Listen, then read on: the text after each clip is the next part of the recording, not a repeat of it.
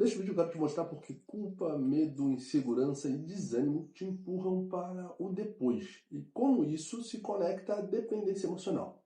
No final, você vai sair com um plano simples para agir hoje, tá? Sem precisar esperar por motivação milagrosa nenhuma. Sábado de manhã, dia 13 de setembro, tá? Seja bem-vindo a mais um vídeo do canal. Se você ainda não é inscrito no canal, se inscreva, ajude a esse canal a expandir. Compartilhe esse vídeo também com quem você sabe que precisa aprender um pouco mais sobre mentalidade, sobre saúde mental, sobre alta performance, sobre desenvolvimento pessoal. E claro, curte esse vídeo e faça o seu comentário ali, se você gostou ou não, ou se você tem alguma dúvida, que será um prazer meu responder você nesse comentário ou até gravar um vídeo para responder a sua pergunta. Quantas vezes você já se viu adiando uma conversa difícil, uma decisão de negócio ou até algo simples da sua rotina? Você sabe o que precisa fazer, mas pede mais opinião, espera mais clareza, busca o momento certo. Então, por dentro, sente medo de errar, sente culpa por não dar conta de tudo e cada passo fica pesado demais. Quando você olha para pessoas mais seguras, parece que elas sempre sabem o que estão fazendo. E você se sente pequeno, incapaz de sustentar sozinho suas próprias escolhas. Isso rouba energia antes mesmo de você começar qualquer coisa. Então é importante entender que a procrastinação, ao contrário do que muita gente acredita, não é preguiça. Preguiça é ausência de movimento. Procrastinação é excesso de movimento interno. É o corpo acionando o medo, a mente disparando cenários de crítica e rejeição e a emoção empurrando para o adiamento, óbvio. Então, por trás do depois existe sempre uma tentativa de proteger. Então, a tarefa parece pequena, mas o que ela aciona dentro de você é gigante. Então, esse mecanismo ele segue um circuito conhecido como culpa, evitação, alívio. Primeiro você sente medo ou culpa, e se eu errar, né, por exemplo. E se não for suficiente? Em seguida você evita agir. Essa evitação dá um alívio imediato como um respiro. Ok, não precisei enfrentar isso agora. O cérebro registra esse alívio como um aprendizado. Evitar funciona. E a cada repetição esse ciclo se reforça. E é assim que a mente cria um hábito de postergar, por exemplo. Mas existe uma camada mais profunda nisso aí. Muitos carregam a aprendizagem de validação condicional. Ambientes em que o amor, a atenção ou o reconhecimento só vinham quando agradavam ou performavam. Crianças que crescem assim, na vida adulta, se tornam dependentes de aprovação para decidir. É como se, sem o aval do outro, qualquer passo fosse arriscado demais, e aí isso vai criando adultos inseguros, perfeccionistas, que não conseguem agir sem pensar no olhar externo. A consequência é uma autoimagem frágil. Se não for perfeito, é melhor nem começar. Se não for certeza, é melhor não tentar. Essa insegurança vira paralisia e o desânimo surge como sintoma final. A mente gasta tanta energia em cenários negativos que o corpo já chega cansado antes mesmo de agir. Muitos que me procuram, né, nas minhas mentorias ou na própria hipnoterapia chegam exatamente nesse padrão. Então, o que eu faço ali é ir direto à raiz. Crenças, memória emocional e a linguagem interna que mantém esse ciclo ativo ali dentro da mente. Então, a gente reconstrói essa identidade, fortalecendo limites e criamos consistência de ação. E o que parecia procrastinação ou preguiça se mostra, na verdade, como medo mal resolvido. Quando você muda a estrutura emocional, a ação volta de forma muito natural. Por quê? Porque na maioria das vezes as pessoas são capazes de fazer aquilo que elas precisam fazer. Então, quando a gente olha mais de perto para a procrastinação, fica evidente que as pessoas não deixam para depois por preguiça, elas deixam para depois para fugir de sentir algo ruim. Porque se eu aprendi que aquilo é ruim, eu vou me proteger daquilo. A tarefa em si, ela aciona um medo de crítica, medo de errar, medo de não ser suficiente. Então, o cérebro, como um guardião da nossa capacidade, usa o adiamento como defesa. O problema disso é que, em vez de proteger, ele te aprisiona. Outra razão pela qual adiamos tanto é a falta de critérios claros para decidir. Quando você não tem um eixo de decisão, qualquer escolha parece enorme. O resultado é correr para buscar aprovação externa. É como se a mente dissesse: eu não posso confiar em mim. Preciso que alguém valide isso. Isso explica, por exemplo, por que tanta gente pede opinião demais, pergunta para todo mundo antes de agir. O critério de decisão está terceirizado. E essa pessoa ela tem medo de expor a própria opinião, mesmo que a opinião dela seja verdadeira. Uma coisa, claro, é você expor sua opinião errada, né? como agora no caso do Charlie Kirk, que foi morto, né? Tem um monte de gente expressando a opinião de que o cara deveria morrer mesmo. Isso é um absurdo. Você tem que ficar quieto, entendeu? Se essa é a tua opinião, você é um ser lixo. E aí você precisa ficar quieto mesmo. Você não pode expor essa opinião, porque ela é uma inverdade. Agora, quando a sua opinião é certa e ela vai ajudar pessoas, e é uma verdade, baseada na verdade, sim, você deve expressar. Só que quando a gente carrega esses medos, a gente fica quietinho.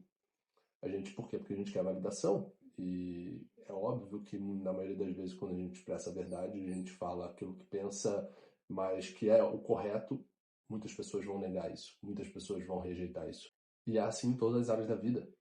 Existe ainda um ponto crítico aqui, tá? As metas que as pessoas estabelecem costumam ser abstratas e perfeitas. Quero mudar de vida. Quero ter sucesso. Quero ser reconhecido. Mas não existe primeiro passo concreto, entende? Só sobre a imagem da perfeição. E diante de algo tão grande, a insegurança cresce e o desânimo se instala. Porque é impossível escalar uma montanha inteira de uma vez. Tá? Pô, quero ser bem-sucedido. O que é bem-sucedido pra você, pô? É família? Dinheiro? É o quê? De que forma? Quanto? Qual que é o prazo? E esse padrão se conecta diretamente às raízes da dependência emocional. E aqui precisamos ser objetivos, tá? A maioria desses traços nasce na sua infância. Isso é óbvio. É um momento de maior aprendizado. Ambientes marcados por incoerência, abandono emocional ou excesso de controle criam padrões de apego ansioso ou evitativo. Crianças que aprendem que só valem quando agradam ou performam crescem com validação condicional. E isso se repete na vida adulta. Passam a buscar aprovação o tempo todo, dizendo sim para não perder pessoas, evitando desagradar, sacrificando limites e identidade para se manterem aceitas.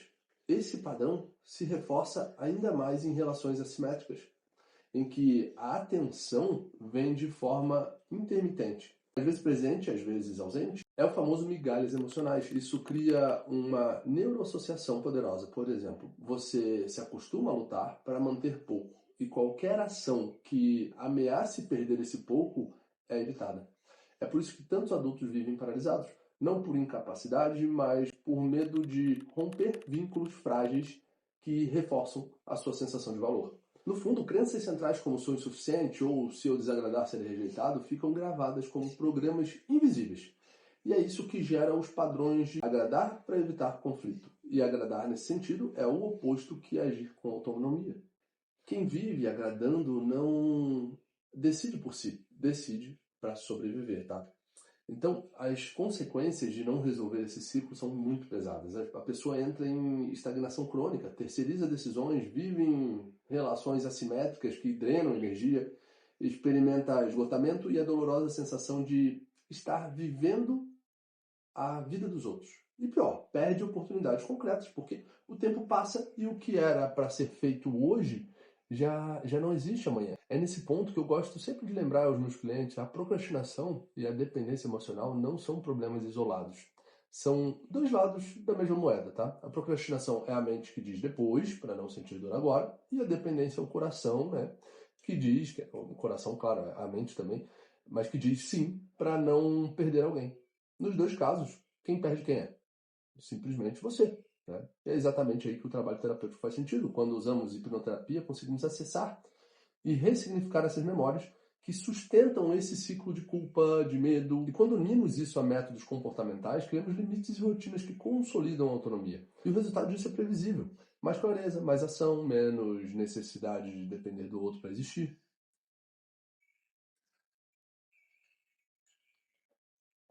Se até aqui você entendeu como a procrastinação, a dependência emocional se conectam, agora é hora de trazer isso para a prática, tá? Porque não basta conhecer o padrão, é preciso aprender a quebrá-lo também. E o que eu vou te mostrar são 5 passos claros que funcionam como um protocolo para sair do depois e agir hoje, tá? Sem precisar de motivação milagrosa.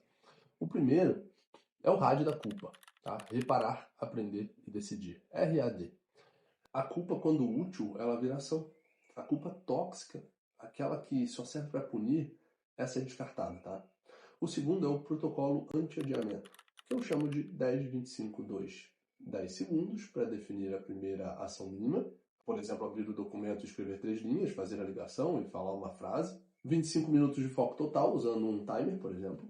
e 2 minutos de encerramento para registrar o feito. E já planejar, claro, o próximo passo. Esse ciclo curto dá ao cérebro a sensação de progresso real. E o progresso real é o antídoto contra a insegurança e o desânimo.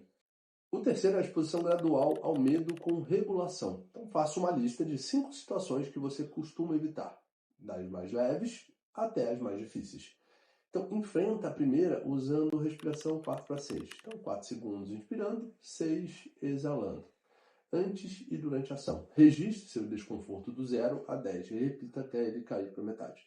O medo, quando treinado, perde força. E a ação, quando repetida, ela vira um hábito. O quarto passo é criar limites.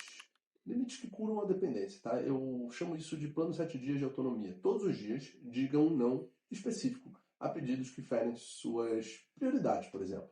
Tome 3 decisões diárias sem pedir opinião. Então lembre-se de que 80% de certeza já é o suficiente. E troque a frase, o que você acha, por a minha decisão é X por Y. Isso ensina seu cérebro e também o seu ambiente a respeitar o seu eixo. E o quinto passo é a reconstrução da autoimagem. A linguagem, ela molda a identidade. Então troque o eu sou inseguro por eu fico inseguro em X, mas ágil em Y.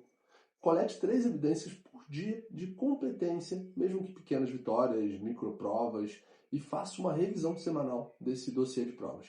Isso consolida uma identidade baseada em fatos, não em críticas internas.